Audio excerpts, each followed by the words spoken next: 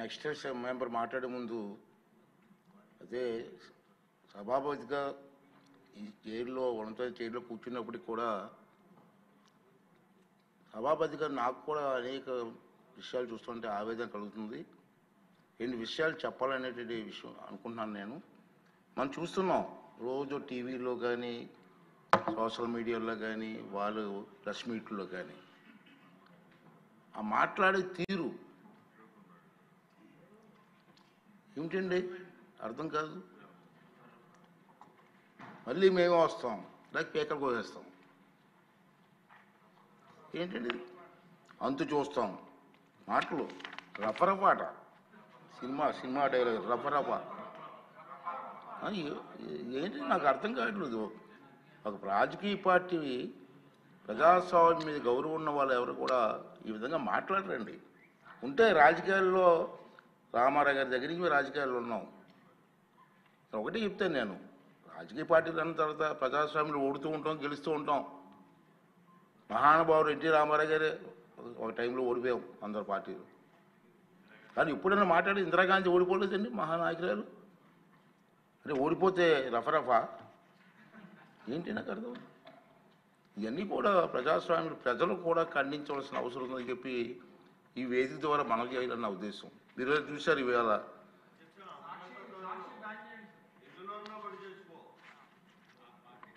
అంటే నేనేమంటానంటే నేను మీలా విమర్శించకూడదు కాబట్టి కొంచెం వస్తుంది, ఆవేశం వస్తుంది కానీ కంట్రోల్ చేసుకుని మాట్లాడాల్సి వస్తుంది. ఇంకా ఏం చేస్తామంటే నేను చూశాను ప్రజాస్వామ్యంలో గెలవచ్చు ఓడిపోవచ్చు. రాష్ట్ర అభివృద్ధిని దృష్టిలో పెట్టుకొని అందరు నాయకులు ముందుకు వెళ్ళాలి తప్పించి ఇష్టం వచ్చి మాట్లాడాలండి. సరే రాష్ట్రం గెలిచావు ఏం చేసావు, రాష్ట్రాన్ని సర్వనాశనం చేశారు. మనం కళ్ళారా చూసాం, ప్రజలు కళ్ళారా చూశారు, అందుకే మన బుద్ధి చెప్పారు. ఇప్పుడు ఏం చేయాలి, నీ డ్యూటీ ఏంటి? అది ప్రతిపక్షంగా ప్రభుత్వం చేస్తున్న కార్యక్రమాలని మీరు అమలు చేయడం కోసం ప్రయత్నం చేయాలి. అది రాజకీయ నాయకుల లక్షణం. మీ అందరికీ తెలిసిందే కాదనలేదు, ప్రజలకు చెప్తున్నాను నేను ఈ వేదిక ద్వారా. ప్రజలకి ప్రభుత్వం ఎక్కడైనా పొరపాట్లు చేస్తే అసెంబ్లీలోకి వచ్చి మాట్లాడు. ప్రజా సమస్యలు అసెంబ్లీ చర్చించు. ప్రభుత్వం రిప్లై ఇస్తుంది. ప్రభుత్వం మీద ఒత్తిడి తీసిరా. మంత్రులు ఉంటారు ఇక్కడ సభలో, ముఖ్యమంత్రి గారు ఉంటారు, ఉప ముఖ్యమంత్రి గారు ఉంటారు, అందరూ సభ్యులు ఉంటారు. మాట్లాడి సభలో పనులు చేయించుకొని కాన్స్టిట్యున్సీకి జవాబు చెప్పు. అరే సభకు రావు, ఆ ఎమ్మెల్యేని రానివ్వు. క్వశ్చన్లు మాత్రం పంపిస్తున్నారండి రోజును 2 క్వశ్చన్లు. సభకు రానిప్పుడు క్వశ్చన్లు ఎందుకే? ఇద్దరికి అవకాశం పోతుంది కదా. అంచేత నేనేమంటానంటే ఇది ప్రజాస్వామ్యం, ఇది పద్ధతి కాదు.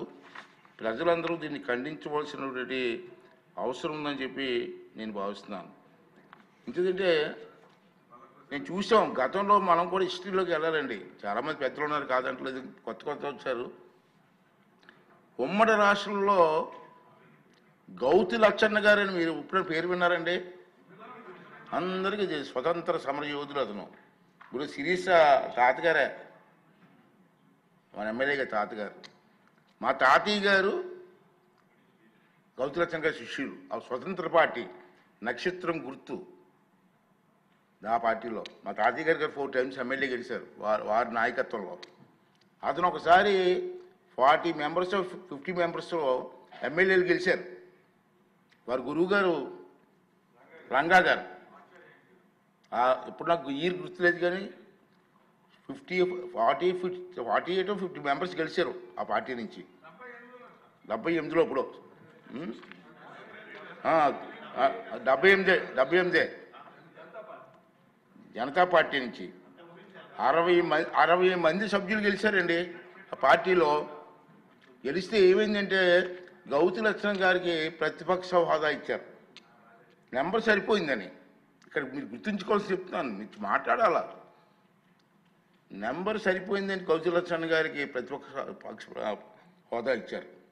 కానీ కొంత రాజకీయ ప్రభావం వల్ల కొంతమంది మెంబర్లు పార్టీ వదిలి వెళ్ళిపోయారు. గౌతి లక్ష్మణ్ గారిని ప్రతిపక్ష హోదా దిగిపోమని ఎవరు అడగలేదు సభలో, అతనంటే మహా గౌరవం. కానీ గౌతులచ్చన్న గారు ఒక రోజు సభకు వచ్చి నా సబ్జెక్టు నన్ను వదిలేసి వెళ్ళిపోయారు కొంతమంది, నేను ప్రతిపక్షంలో హోదాలో ఉండే అర్హత నాకు లేదు, నేను రాజీనామా ఇచ్చి వెళ్ళిపోతానని వెళ్ళిపోయారు. అదే మనిషి అంటే, అది నాయకత్వ లక్షణాలు అంటే ఏంటిది? గౌతులచ్చన్న గారు ఎవరు డిమాండ్ చేయలేదు. డిమాండ్ చేయకపోయినా నేను ఉండడానికి నాకు మెంబర్స్ సరిపోలేదు, నేను రాజీనామా ఇచ్చేస్తాను వెళ్ళిపోయారు. అది రాజకీయ నాయకులకు ఉండాల్సిన మనస్తత్వం, నాయకత్వం తాలూకు విలువలు, అది గుర్తు చేస్తున్నాను నేను. ఇప్పుడు అంటే నెంబర్ లేకుండా నాకెందుకు ఎవరు ఏంటండి? ఇప్పుడు నా మీద కోర్టుకు వేసాడు, హైకోర్టు వేసారు, సుప్రీం కోర్టు వేసుకోండి. అలాంటి మనకు ప్రజాస్వామ్యం ఉంది, మనకు నిబంధనలు ఉన్నాయి,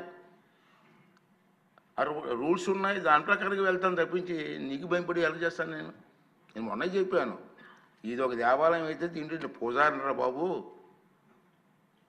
వరాలు ఇవ్వాల్సిన దేవుడు నీకు వరం ఇవ్వలేదు, అందుకే 11 ఇచ్చాడు, పూజారి నేనే ఇక్కడ వరం వస్తాను మొన్న చెప్పాను నేను. అంచేది ఇది నేను ఎక్కువగా మాట్లాడకూడదు కాబట్టి కొంచెం నాకు ఎందుకో మాట్లాడనిపించింది ఇవాళ ఏదైనా. అంచేది నేనేమనేది అంటే మీ ద్వారా మీరు కానీ ప్రజలు కానీ కోరేది ఏంటంటే రాష్ట్ర అభివృద్ధి ముఖ్యం, మన పిల్లల భవిష్యత్తు ముఖ్యం.